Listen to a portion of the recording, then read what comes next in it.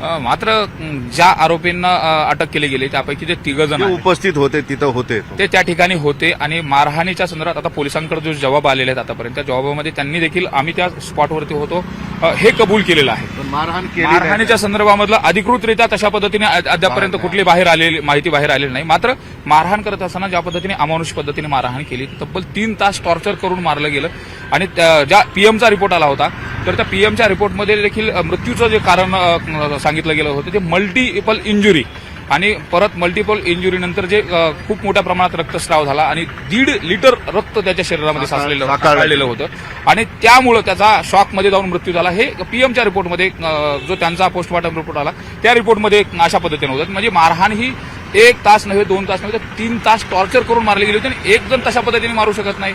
ज्या पद्धतीने 7 जणांची नावं केली जातात त्यामध्ये हत्येचा कट रचण्याचा जो आरोप आहे तो विष्णू चाटेवरती आहे. मात्र हत्येच्या प्रत्यक्ष स्पॉटवरती असलेले 6 आरोपी होते आणि एका स्कॉर्पिओ गाडीमध्ये हे सगळेजण त्या ठिकाणी होते.